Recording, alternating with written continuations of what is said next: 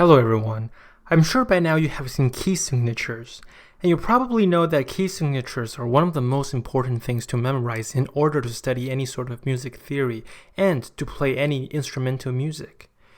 But shouldn't there be any quicker ways to memorize these key signatures? Today I'm going to teach you how to memorize key signatures efficiently.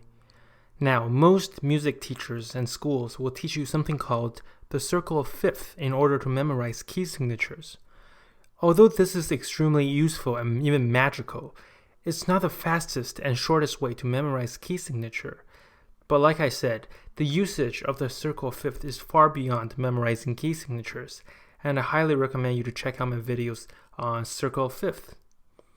Anyways, back to today's faster and simpler method to memorize key signature. And I just want to clarify that this is all for major scales. First of all, you must memorize an order of notes, and the order must be correct for it to work. The notes order are F, C, G, D, A, E, B. And a very old acronym to memorize this is Father Charles Goes Down an Ants Battle. So now, let me ask you, how many sharps are in the key of A major? All you do is you count 2 semitones downward from A, or a whole step downward from A. And the notes you get is G. Now, you go back to the order of notes I just taught you and find G.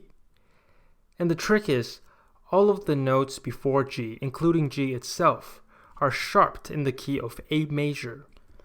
So it's always nice to write out this list somewhere on your paper. Let's do another example. How many sharps are in the key of B major and what are they? So if we count 2 semitones down from B, we get an A.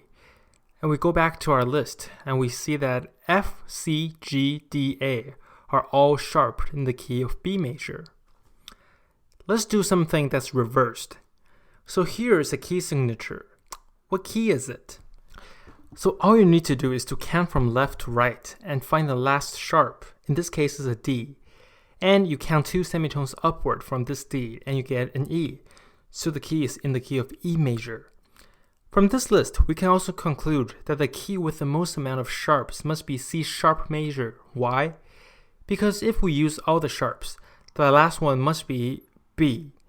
So if we count 2 semitones up from B, the key is a C sharp major. Although C sharp majors are rarely used, we often use D flat major instead. And just to review, C sharp and D flat are something called enharmonic notes, meaning they sound the same but have different names. Now let's deal with the flat key signatures. There's also an order of notes you have to memorize for this, and they are B, E, A, D, G, C, F. And a very old acronym to memorize this is Battle Ends and Down Goes Charles' Father. Or as you probably noticed, remember the list of notes for sharp key signatures, F, C, G, D, A, E, B? Well, this is just the reverse. So with this list, we can now memorize key signatures much faster. Let's say I ask you how many flats are in A flat major and what are they? Well, all you need to do is go to our list and find A, and count 1 more letters to the right so you get D. And this is where you stop, so all the flats in A flat majors are B, E, A, and D. Let's do another example. How many flats are in G flat major and what are they? Again, you go to our list and find G and count 1 more letters to the right, so C. And the flats are B, E, A, D, G, C. Now, the only major that this flat major cannot tell you is F major.